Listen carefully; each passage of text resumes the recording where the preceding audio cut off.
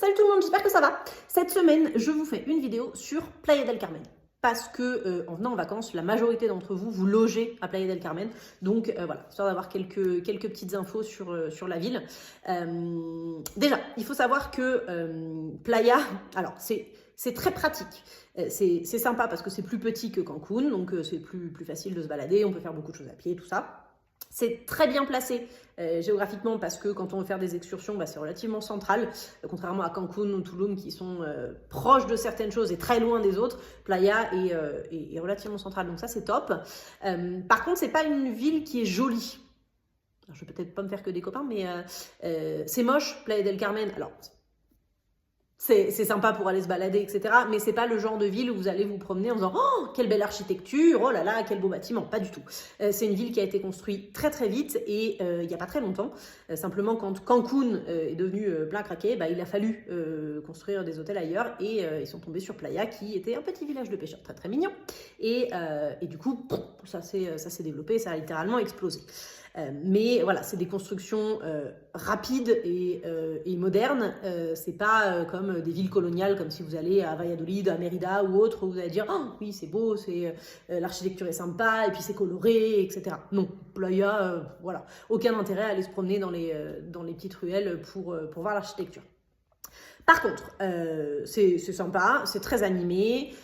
Si vous avez besoin de faire des courses, si vous voulez acheter des souvenirs, si vous voulez aller sortir, boire un verre, manger, etc., vous avez absolument tout ce qu'il faut. Les banques, les bureaux de change, etc., etc. Tout est ouvert jusque tard le soir et tous les jours, même si c'est un dimanche. Vous avez des supermarchés qui sont dans le centre-ville qui ferment jusqu'à 22h, enfin qui ouvrent jusqu'à 22h. Vous avez plusieurs banques à plusieurs endroits, vous avez des distributeurs pour retirer de l'argent avec les banques, plus certains qui sont simplement dans la rue sur des petits îlots. Moi, je vous conseille toujours d'aller dans ceux qui sont accolés à une banque, comme ça, si jamais il y a un problème et que, par exemple, ça vous avale votre carte, vous pouvez rentrer dans la banque, c'est plus sympa. Vous avez des pharmacies partout, vous avez des magasins de souvenirs, vous avez des bars, vous avez des restaurants, vous avez tout. Après, dans les infos un peu pratiques pour savoir vous repérer à Playa del Carmen.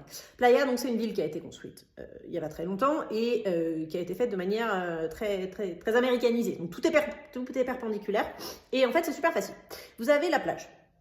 Les rues qui sont parallèles à la plage sont numérotées de 5 en 5.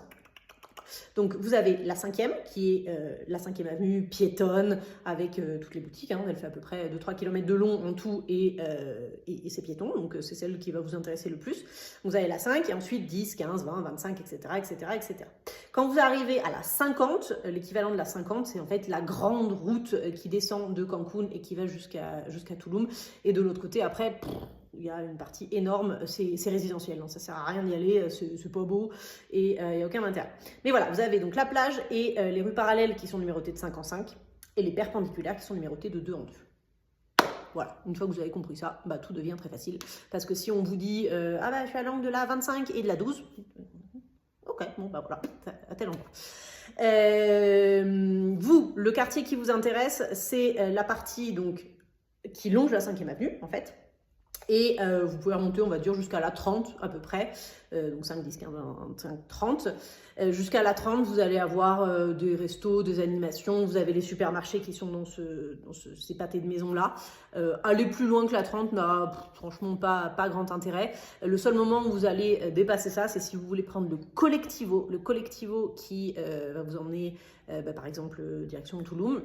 Collectivo, vous allez le prendre au niveau de la 45, donc juste avant la grande route principale et de la grande avenue qui s'appelle Benito Juárez. Voilà, si vous avez besoin de cette adresse-là plus précise ou quoi, n'hésitez pas à m'envoyer un message, je vous explique. Si vous voulez les adresses des supermarchés, si vous cherchez quelque chose de spécifique à Playa, dites-moi et on en parle. Après, voilà... donc je vous disais, c'est pas une ville qui est architecturalement belle.